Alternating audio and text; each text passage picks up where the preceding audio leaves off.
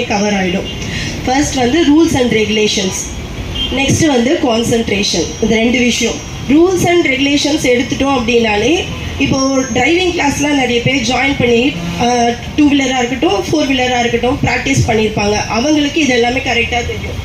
எப்படின்னா நீங்கள் side mirrors பார்க்குறது, தென் வந்து காரில் இருக்க சென்டர் மிரர் பார்க்குறது, பேக்கில் வாட்ச் பண்ணுறது, அதே மாதிரி 2 வீலரில் போடுறவங்க வந்து இந்த ரைட் மிரர் அண்ட் லெஃப்ட் மிரரை யூஸ் பண்ணுறதே கிடையாது பெரும்பாலும். அது மெயினாக வந்து 2 வீலர்ஸில் அந்த மிரர்ஸே இருக்கிறது கிடையாது, இருந்தாலே நீங்கள் பார்ப்பீங்க. ஸோ ரைட் அண்ட் லெஃப்ட்டை நீங்கள் பார்த்து ட்ரைவ் பண்ணணும்.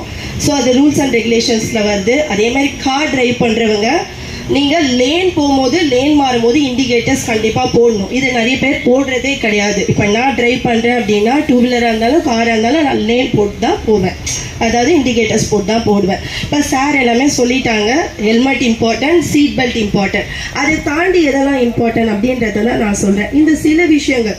நெக்ஸ்ட்டு நீங்கள் வந்து கான்சன்ட்ரேஷன். நீங்கள் என்ன வேணால் பண்ணுங்கள், ஆனால் கான்சன்ட்ரேஷன் மட்டும் இருந்தது நீங்கள் ட்ரைவ் பண்ணுறீங்க அப்படின்னா எந்த ட்ராமாலேயோ ஒரு ஹீரோயினாவோ நீங்கள் ட்ரீம் போகலாம். நிறைய பேருக்கு எனக்கு ஸ்டோரி வந்து போயிட்டே இருக்கும். நீங்கள் 2 வீலரில் போகும்போது நிறைய ஸ்டோரிஸ் அண்ட் அந்த சாங் கேட்பீங்க, அதுக்கேற்ற மாதிரி நீங்கள் அந்த விஷுவலைஸில் போயிடுவீங்க. அப்படி போகாதீங்க, கான்சென்ட்ரேட் பண்ணி ஓட்டுங்க. உங்களை நம்பி வர எல்லாருமே வந்து அந்த டிரைவர்னு ஒருத்தருக்கால் அவர் தான் வந்து ரெஸ்பான்சிபிலிட்டி. அந்த பொசிஷனில் இருக்க நீங்கள் ஒருத்தர் மட்டும் கான்சன்ட்ரேஷனோடு இருந்தால் உங்கள் கூட வர எல்லாருமே வந்து தப்பிப்பாங்க. உங்களுக்கு சம்மந்தமே இல்லாதவங்க கூட ப்ராப்ளத்துலேருந்து எஸ்கேப் ஆவாங்க. இன்னொரு விஷயம் என்ன அப்படின்னா, நடந்து போகிறவங்க, இதில் வண்டி ஓட்டுறவங்க தான் பிரச்சனை அப்படின்னா நடந்து போகிறவங்க கூட பிரச்சனை தான். நடந்து போகிறவங்கள நான் நிறைய இடத்துல பார்த்துருக்கேன். வரவன் நிற்கட்டும் நம்ம போவோம் அப்படின்னு போவாங்க. அந்த மாதிரி போகிறதும் நிறைய கார்லேயோ 2 வீலரில் போகிறவங்களுக்கும் அது ஆபத்தாக முடியுது. ஸோ நடந்து போகிறவங்களுக்கு அது இஷ்யூ ஆகாது மீன்ஸ் கேஸ் ஆகாது. பட் அவங்களே தப்பு பண்ணாலும் தப்பு தான். ஸோ நடந்து போகிறவங்களும் பாதுகாப்பாக போகணும் அப்படின்றத நான் சொல்லிக்கிறேன். அப்புறம் இன்னொரு விஷயம் வந்தது, அதாவது வண்டி ஓட்டுறவங்க வந்து ஹெல்மெட் போடணுன்றத போய் பின்னாடி உட்காந்துட்டு போகிறவங்களும் ஹெல்மெட் போடணும் அப்படின்ற ரூல்ஸ் வந்தது. கரெக்டாக சார்?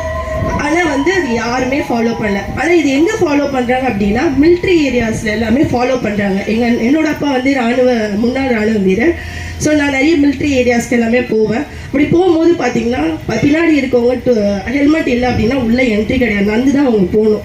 ஸோ இந்த மாதிரி நடவடிக்கை வந்து ரொம்ப கடுமையாகிறது நல்லது தான். அது நமக்காக தானே தவிர கவர்மெண்ட்டுக்காக கிடையாது. ஸோ இதை நம்ம வந்து புரிஞ்சுக்கணும். எப்பயுமே வந்து சேஃப்டியை நம்ம ஃபாலோ பண்ணணும் அண்ட் ரூல்ஸை ஃபாலோ பண்ணணும். Thank you so much.